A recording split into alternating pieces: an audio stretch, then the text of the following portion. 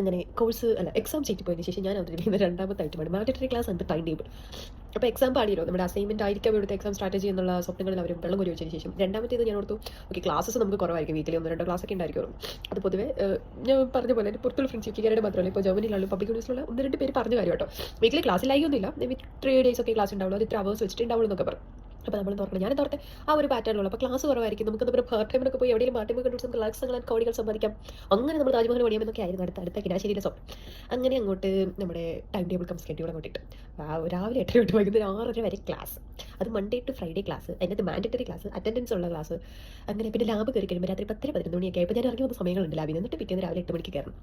ഇതിൻ്റെ ഇടയ്ക്ക് പാർട്ട് ടൈമിനെ പറ്റി ചിന്തിക്കാൻ പോയിട്ട് പാർട്ട് ടൈമിൻ്റെ പാർട്ട് സ്പെല്ല് ചെയ്യാൻ പോലുള്ള സമയവും സാവകാശവും തലയ്ക്കകത്ത് മോളെ എനിക്ക് അന്നേരം ഇല്ലായിരുന്നു. ഇതൊക്കെ കൂടി ഒന്ന് പ്രോസസ്സ് ചെയ്ത് എനിക്ക് വരാൻ തന്നെ എടുത്തു ഒരു 7-8 മാസം ഇവിടെ വന്നിട്ട് ഇപ്പോഴാണ് ഞാൻ ഇവിടെ 2 കാലിരിക്കുന്നത്. അങ്ങനെ എൻ്റെ കിടാശ്ശേരിയിലെ എബ്രോഡ് സ്റ്റഡീസ് അല്ല എന്നുള്ളത് ഞാൻ വന്ന് കാലെടുത്ത് കുത്തി കഴിഞ്ഞപ്പോൾ എനിക്കിപ്പോൾ മനസ്സിലാവുന്നുണ്ട്. ഇനി ഇതിൽ നിന്ന് ഞാനിങ്ങനെ പുറത്തു വരും എന്നായിരുന്നു അടുത്തത്. എൻ്റെ അടുത്ത് പിന്നെ എനിക്ക് തോന്നി, ഇതിപ്പോൾ ഇത്ര കഷ്ടപ്പെട്ട് നമ്മൾ പഠിച്ച് തീർക്കുവാണെങ്കിലും പഠിക്കണം എന്നുള്ള രീതി വന്നതാണല്ലോ. പിന്നെ എൻ്റെ ആകെ കൂടിയുള്ള പ്രചോദനം എന്താണെന്ന് വെച്ചാൽ ഞങ്ങളുടെ പ്രൊഫസേഴ്സ് ആൻഡ് PhD സ്റ്റുഡൻസും പിന്നെ ഇവിടെയുള്ള നാട്ടുകാരുമാണ്.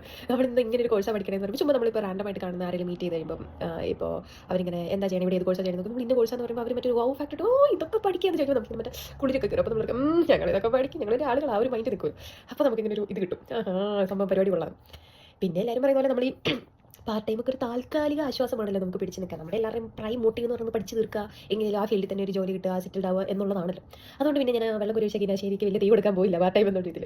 ഇതിനൊന്നും സമയമില്ല. അപ്പോൾ ഞാനിങ്ങനെ ആലോചിക്കുമായിരുന്നു, എല്ലാം മിക്ക പിള്ളേരും തന്നെ ഇതൊക്കെ തന്നെ ആയിരിക്കാം കടന്നു പോകുന്ന അവസ്ഥ. മേ ബി നമ്മളത് ഇന്റർപ്രറ്റ് ചെയ്യുന്നതിൻ്റെ ഡിഫറൻറ്റ് രീതിയിലായി അവനൊക്കെ അവിടെ ഭയങ്കര പണിയുണ്ട്, കോടികൾ സമ്പാദിക്കുക, ലക്ഷങ്ങൾ സമ്പാദിക്കുക, പുറമേ നിന്ന് നോക്കുന്നവർക്ക് അങ്ങനെ തോന്നും. പക്ഷേ അകത്തോട്ട് കയറി കഴിയുമ്പോൾ അതിൻ്റെ ബുദ്ധിമുട്ട് അറിയത്തുള്ളൂ എന്ന് എനിക്കിപ്പോൾ മനസ്സിലാവുന്നുണ്ട്. പിന്നെ എൻ്റെ ആഗ്രഹവും എൻ്റെ കോഴ്സും ഞാൻ കണ്ടുപിടിച്ചതും ആയതുകൊണ്ട് ഒന്നും ചെയ്യാൻ പറ്റത്തില്ല. പഠിക്കാനുണ്ട്. പിന്നെ ഏറ്റവും കൂടുതൽ നമുക്ക് വിഷമം വരുന്നൊരു കാര്യം എന്താണെന്ന് അറിയോ, എനിക്ക് പേഴ്സണലി തോന്നിയ കാര്യം, നമ്മുടെ നാട്ടിൽ 3 വർഷം ഡിഗ്രി കൊണ്ട് ഇവിടെ ഒരു മാസ്റ്റേഴ്സ് ചെയ്യുകയെന്ന് പറഞ്ഞിട്ടുണ്ടെങ്കിൽ ഇത്തിരി ബുദ്ധിമുട്ടായിട്ട് എനിക്ക് തോന്നി. ഒരു ഇച്ചിരി എനിക്ക് പാടായിട്ട് തോന്നി. ഒരു 4 വർഷമായിരുന്നെങ്കിൽ കുറച്ചുകൂടെ എന്നെ ഹെൽപ്പ് ചെയ്തേനെ. ബിക്കോസ് ആ ഒരു 4 വർഷത്തിന് വേണ്ടിയിട്ടുള്ള ഒരു വർക്ക് ഞാൻ ഇപ്പോൾ ഇതിന് വേണ്ടി ചെയ്യണമെന്ന് എനിക്ക് തോന്നി.